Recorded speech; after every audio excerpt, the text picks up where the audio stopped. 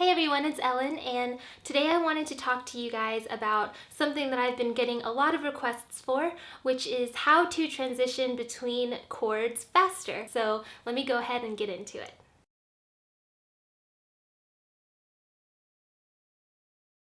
I'm going to go ahead and start off by saying, I know you're not going to want to hear it, but the number one thing that you can do is practice, because that's really the only way that you'll ever get past the whole beginning stages and get into memorizing what they are. But that being said, there are some tips and tricks that I have to share with you that might help you in your journey to learning some of these chords. So pretty much what you need to know is that in order to transition between chords faster, it's mostly just has to do with muscle memory, which is when your muscles just kind of know what to do without you really thinking about it. Let me just show you, like if you told me to play a G chord, I automatically just put this down, and if I saw a chord progression that said G-A-D, I would just go G-A-D. And it's not because of any special secret or anything, it's just through practice and muscle memory. And so one thing that I used to do to help me with muscle memory is use a metronome. So what you're gonna do is go ahead and look up some sort of metronome online, or if you have one, turn that on, and go ahead and turn it to a kind of slow tempo. So I'm just using an online metronome. It's at 60 beats per minute right now, and I'm just gonna listen to it and break each beat down into 4 groups. 1, 2, 3, 4. Now we're gonna just pick a random chord to practice. So I'm gonna go ahead and choose G. And what we're gonna do is we're going to place our G chord on. If you need to do it finger by finger, that's totally fine. And what we're gonna do is you're going to strum it down once for 4 beats. And then take your hand completely off, maybe shake it out a little bit, go like this with your fingers if you need to. And then for the next 4 beats, you're not gonna put anything on your guitar. But then the 4 beats after that, you're gonna wanna put your G chord back on. And what this is doing is it's just helping develop that muscle memory. So let me show you how that works. 1, 2, 3, 4. Now I'm gonna take it off for 4 beats. 3, 4. Strum, 2, 3, 4, take it off for 4 beats. All right? And you're just gonna keep going like this. And so during the time that you're not playing, the 4 beats you're not playing, what you wanna do is you wanna kind of visualize where each of those fingers is supposed to go so that you can kind of put it back on faster. All right? So my suggestion would just be to practice like this a little bit every day, maybe just before you start playing guitar. Just choose a different chord each day to work with and use the metronome and just do the whole on, off for 4 beats. And then when you start getting better, you can go ahead and strum 4 times, 1 for each beat. So we have 1, 2, 3, 4, off, 2, 3, 4. 1, 2, 3, 4, off, 2, 3, 4. And you're just gonna wanna keep practicing like that. And what this is doing is it's gonna help you start to do those transitions a little bit faster through muscle memory, but it's also giving your right hand, your strumming hand, a little bit of practice as well. And the purpose with practicing with the metronome is every time you sit down, when you start to get it and you can do it at that tempo, you're gonna wanna speed it up little by little so that you're challenging yourself to remember and do that muscle memory a little bit quicker each time. So now I've sped up my metronome a little bit to 76 beats. So I'm gonna do the same thing. 1, 2, 3, 4, off, 2, 3, 4. 1, 2, 3, 4, off, 2, 3, 4. Eventually, with enough practice, you'll be able to play it with the metronome going a lot faster. So this is at 200 beats. 1, 2, 3, 4, off, 2, 3, 4. 1, 2, 3, 4, off, 2, 3, 4. So pretty much practicing with a metronome is just helping you increase the speed at which you can play that chord with. One important thing to remember while you're doing this technique is you want to make sure that you're trying to put all of your fingers down in the correct positions all at once. So at the beginning, I understand it's hard to know exactly where to put your fingers, so you might, for G chord, be like, okay, this one goes here, here, and here, and then you can strum it. That's fine, but in order to transition faster, you're gonna wanna be able to put all 3 of those fingers down at the same time, okay? So instead of putting it one finger down at a time, every time the metronome beats, try to put them all down at the same time.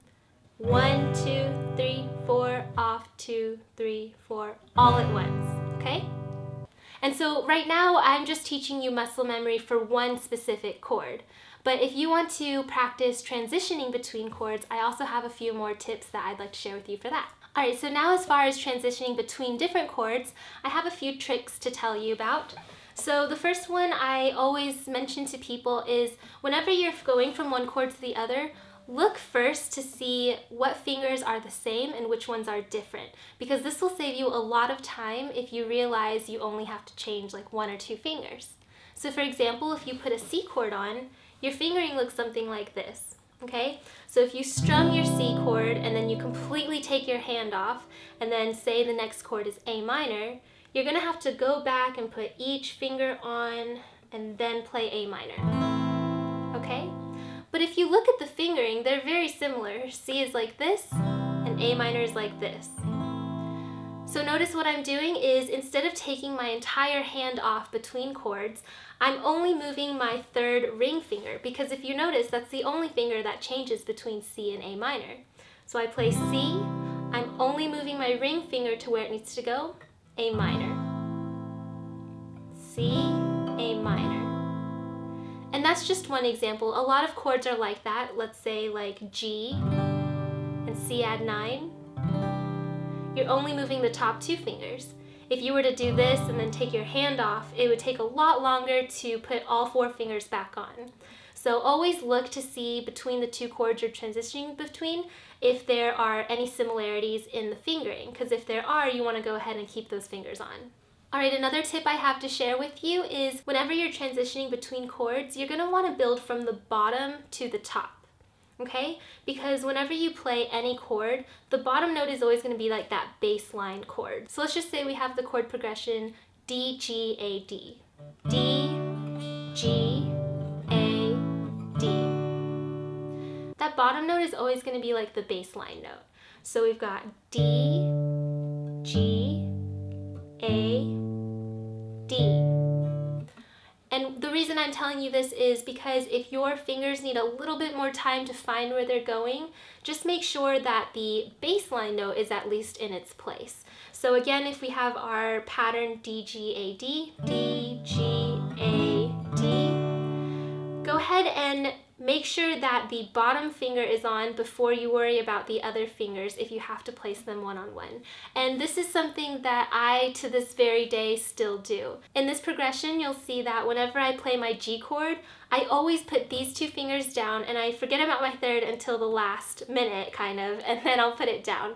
To this day, I still play G this way. I don't know why, but it's really helpful. So I have D,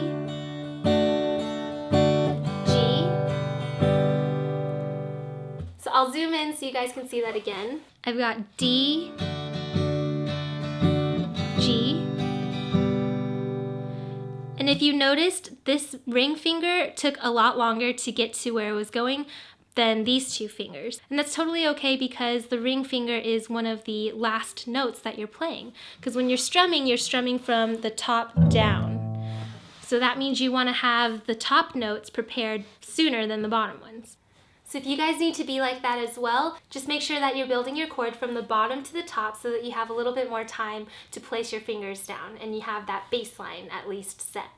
Another tip I have for you may be a little bit more obvious, but sometimes people don't think about it, so I'd like to just mention it.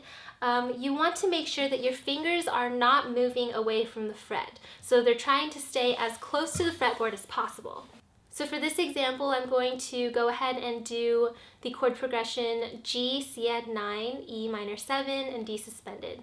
And the reason I'm doing this is because these 2, pinky and ring finger, are always going to be the same in this progression.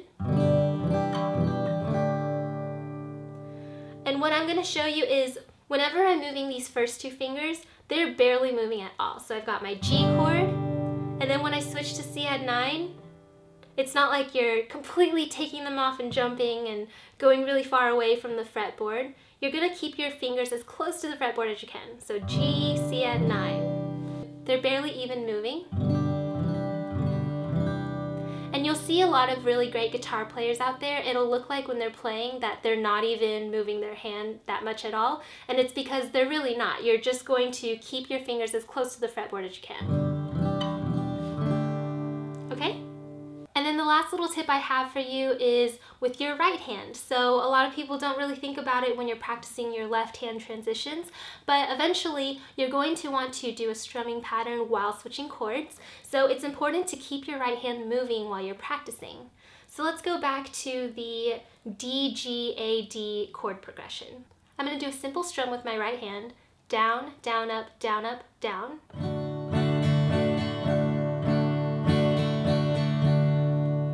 And what I'm going to do is, when I'm transitioning between my chords, I'm going to keep my right hand moving as much as I can. Because if you keep doing your strumming pattern and then stopping and then trying to find the next chord, it's kind of impeding on any kind of progress you're going to be making with muscle memory. So you want to make sure that you are keeping your right hand moving just to kind of give yourself a little more pressure to get that muscle memory back in place. So we've got D,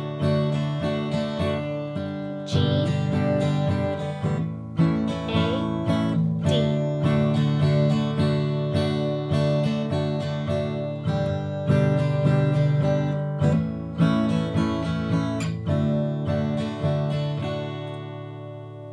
now, if you're trying to learn a specific song with a specific chord progression, again, I would introduce the metronome to your practice methods. So now with this metronome going, you're going to want to play your chord progression from one chord to the other. So in D, G, A, D, we're just going to focus on D going to G first. Okay? So we've got 1, 2, 3, 4, G, 2, 3, 4. And what this is doing is it's allowing you that extra 3 beats, that time, to transition from your D to your G, okay? 1, 1, 2, 3, 4. And you're just going to go back and forth between the first 2 chords in your progression that you're trying to learn. Once that becomes pretty easy for you, go ahead and keep the metronome at the same tempo and introduce some sort of strumming pattern. Down, down, up, down, up, down, G.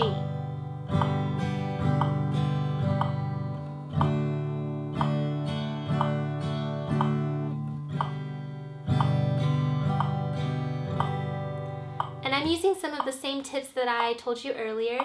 When I'm switching between chords, I'm trying to visualize what comes next already so I know exactly where each of those fingers has to go.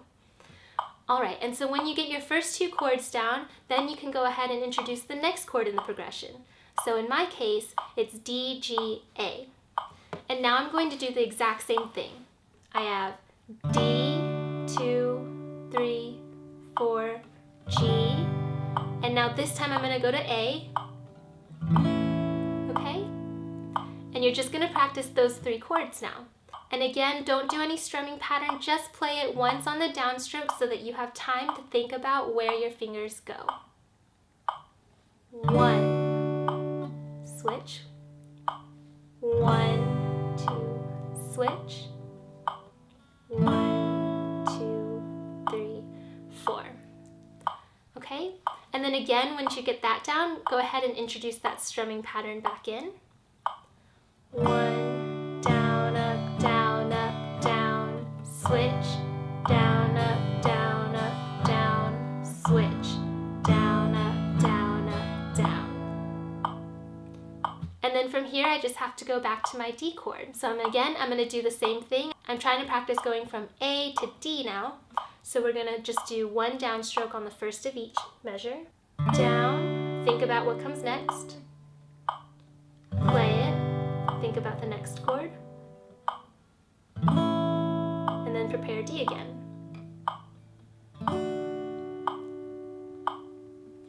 And then whenever that's ready, go ahead and do that strumming pattern from the beginning. Down, down, up, down, up, down.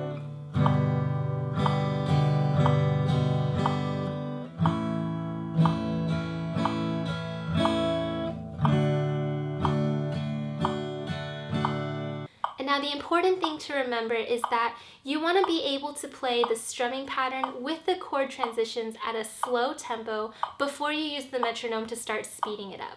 So you want to follow the same process that I just talked you through. And so now that we've practiced that, go ahead and speed up your metronome a little bit. And now do everything all together a little bit faster.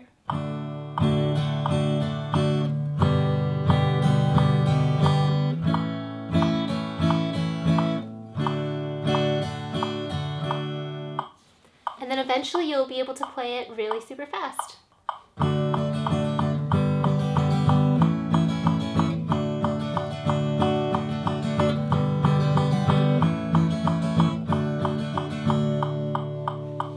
So to wrap up everything, just remember, practice is number one. There's no way you're gonna get any better unless you just keep at it, practice a little bit every single day. Every time you sit down to play your guitar, just start out with a little bit of practice so that you can get that muscle memory going, which is number two. You wanna make sure you can remember how to play those chords without thinking about it. Remember, number three is to make sure instead of putting one finger on at a time, you want to slowly transition into placing all of 3 or 4 of those fingers down at the same time. Remember to notice between the chords that you're transitioning between if there's any of the same fingers, to leave those fingers down and only move the fingers that are needing to move. If you have to build your chord, build from the bottom to the top so that your top notes have a little bit longer to get there and your bottom bass line is being covered. Try not to waste too much time by lifting your fingers really far off the fretboard, so keep them as close to the fretboard as you can. Always try to keep your right strumming hand moving whenever you're doing any of these practice exercises. And of course, whenever you use the metronome to finally play through that chord progression, start slowly and then build everything until it's all together and then speed it up at the end. So that concludes this little TMT. I really hope that this helped you guys. If I didn't cover anything you still have questions about, please leave a comment below so that I can maybe make another video for you guys. Please make sure to subscribe to my channel if you found this helpful so that you can look forward to more tips and tricks on how to play guitar. And thanks so much for watching, and I'll see you guys in my next video. Bye!